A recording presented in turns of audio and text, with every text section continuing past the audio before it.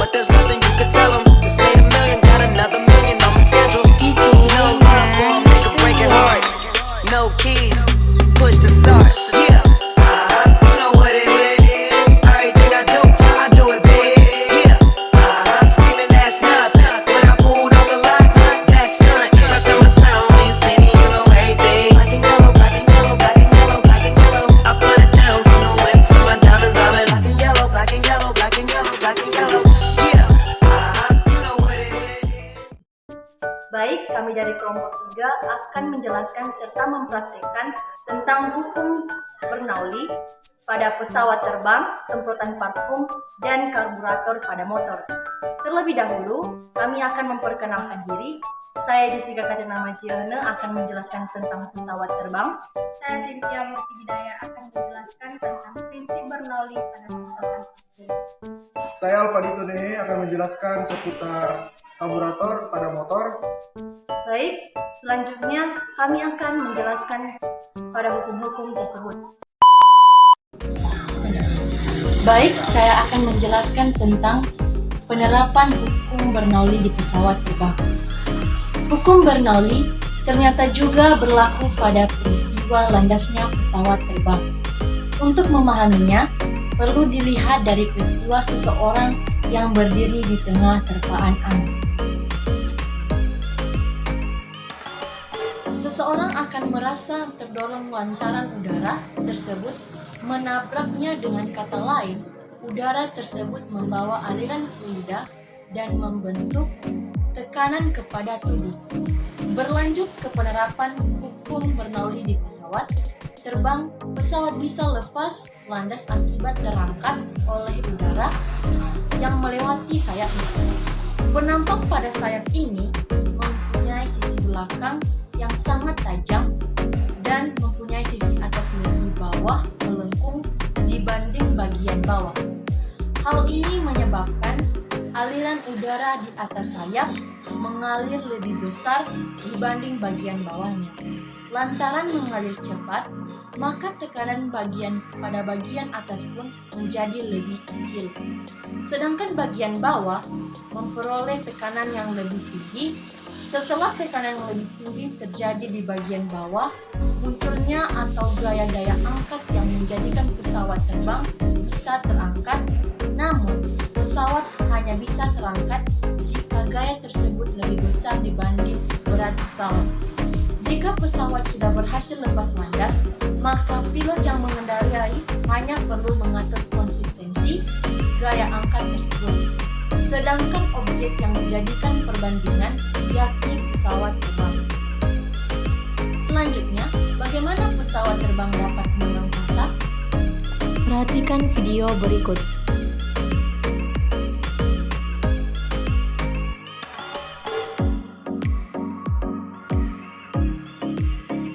Video tersebut menunjukkan gerak angin pada sayap pesawat.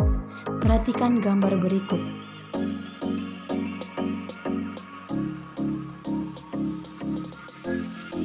Dengan bentuk sayap yang melengkung ke bawah, mengakibatkan kecepatan angin di atas sayap lebih besar daripada kecepatan di bawah sayap.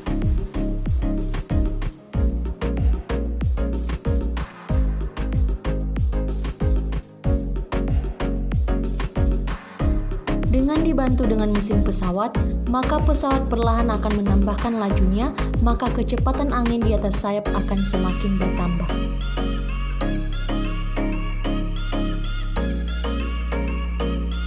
Sehingga pesawat tersebut memiliki tekanan di bawah sayap pesawat tersebut. Syaratnya adalah tekanan di bawah pesawat harus lebih besar dari tekanan di atas pesawat.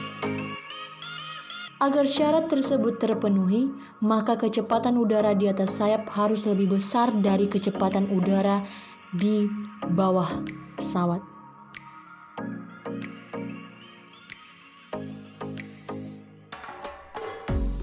Tekanan di atas sayap, tekanan di bawah sayap. Demikian dari video, semoga disimak. Sebelumnya sudah dibahas bagaimana mengenai daya angkat yang dihasilkan oleh udara. Ternyata pesawat terbang juga membutuhkan gaya dorong. Sebelum benda tersebut lepas landas dari bandara, Gaya ini diciptakan oleh baling-baling yang biasanya terdapat pada pesawat. Ketika sudah terbang, ada beberapa gaya lain yang dapat mempengaruhi keadaan pesawat di angkasa. Salah satunya adalah gaya lambat di udara yang berbanding terbalik dengan gaya dorong. Oleh karena itu, pesawat yang terbang dengan cepat mendapatkan hambatan yang besar pula. Dan selanjutnya, pesawat yang akan terbang akan dialiri oleh fluida. Untuk mengontrol hambatan ini, pilot mesti bijak memberikan gaya dorong melalui mesin pesawat. Selain itu, bisa juga menggunakan mesin aerodinamis yang dapat digunakan untuk mengerjakan kinerja mesin ketika pesawat di angkasa. Dan terakhir, ada juga gaya berat pesawat yang menjadi perhatian pada pengendali pesawat. Gaya ini meliputi berat muatan, awak, bahan bakar, penumpang, dan barang di bagasi. Semakin banyak yang naik, maka gaya beratnya akan semakin tinggi. Gaya tersebut dapat diantisipasi dengan mengurangi isi pesawatnya atau dengan menambah performa gaya angkat pesawatnya. Dari beberapa keterangan tersebut dapat disimpulkan pesawat angkasa mempunyai lewat 4 faktor, yaitu gaya angkat, gaya dorong, lambat, dan berat pesawat. Oleh karena itu, pada akhirnya pengendara pesawat perlu mengendalikan kestabilan 4 faktor tersebut. Terakhir, ada juga fitur pesawat untuk bisa bergerak ke kiri, kanan, bawah, dan atas agar bisa bermanuver ke kiri dan kanan. Pesawat menggunakan fitur yang disebut rudder. Lalu, untuk gerak atas bawah menggunakan elevator. Demikian penjelasan tentang pesawat terbang. Selanjutnya, saya akan menjelaskan tentang penerapan prinsip Bernoulli pada semprotan parfum. Penyemprotan parfum menggunakan prinsip hukum Bernoulli dalam bentuknya yang sudah disederhanakan. Secara umum terdapat dua bentuk persamaan Bernoulli. Yang pertama berlaku untuk aliran tak termampatkan atau incompressible flow, dan yang lain adalah untuk fluida termampatkan atau compressible flow. Aliran tak termampatkan adalah aliran fluida yang dicirikan dengan tidak berubahnya besaran, kerapatan massa atau densitas dari fluida di sepanjang aliran tersebut. Contoh fluida tak termampatkan adalah aliran air, berbagai jenis minyak, emulsi, dan lain-lain. Lalu bagaimana prinsip kerja yang terjadi saat penyemprotan parfum? Jawabnya adalah prinsip kerja yang dilakukan dengan menghasilkan laju sehingga membuat tekanan di atas lebih kecil daripada tekanan di bawah. Akibatnya cairan dalam wadah tersebut tersedot ke atas selang karena tekanan di atas lebih kecil daripada tekanan di dalam botol dan lama-kelamaan akan menyembur keluar. Penyemprotan parfum merupakan salah satu alat yang memanfaatkan prinsip Bernoulli. Prinsip kerja penyemprotan parfum ini bisa dijelaskan sebagai berikut. Perhatikan gambar berikut yang akan membahas tentang praktikum prinsip Bernoulli pada semprotan parfum. Menyemprotkan parfum sebagai pewangi pakaian, hal tersebut merupakan salah satu penerapan hukum Bernoulli dalam kehidupan sehari-hari. Hukum Bernoulli adalah hukum yang berlaku untuk fluida dinamis. Oh ya, fluida bukan berarti air ya, tetapi zat yang bisa mengalir. Ini berarti gas juga termasuk ke dalamnya. Bunyi hukum Bernoulli disimpulkan bahwa fluida yang bergerak seperti udara berkurang di saat fluida tersebut bergerak lebih cepat. Hukum Bernoulli menjelaskan tentang konsep dasar aliran fluida atau zat cair dan gas, bahwa peningkatan kecepatan suatu aliran zat cair dan gas akan mengakibatkan penurunan tekanan pada zat cair atau gas tersebut. Penjelasan mengenai persamaan hukum Bernoulli misalnya diketahui dua benda memiliki massa jenis yang berbeda dan tekanan yang berbeda. Maka untuk menentukan suatu nilai yang dicari kita menggunakan persamaan berikut. Adapun cara kerja prinsip Bernoulli pada semprotan parfum, yaitu perhatikan gambar berikut ini. Ketika tombol pengisap pompa air ditekan, udara yang berada pada tabung silindri dipaksa untuk keluar melalui lubang yang lebih kecil. Tekanan yang ada di bagian tersebut nilainya lebih kecil daripada tekanan atmosfer pada permukaan cairan pada botol. Lalu cairan akan mengalir dari tempat yang mempunyai tekanan tinggi ke tempat yang berketekanan lebih rendah, atau tepatnya menyemprotkan air keluar seperti kabut. Jadi semprotan parfum dan karburator memiliki persamaan, yaitu disimpulkan melalui semprotan parfum yang memiliki kerjasama yang sama dengan karburator. Semburan udaranya bergerak cepat saat akan keluar dari pipa, dikarenakan tekanan udara yang ada pada pipa lebih kecil daripada tekanan udara pada permukaan cairan dalam tabung. Maka cairan akan menyemprot melalui pipa. Hal ini dikarenakan pengaruh dari kecepatan pada persamaan Bernoulli tersebut.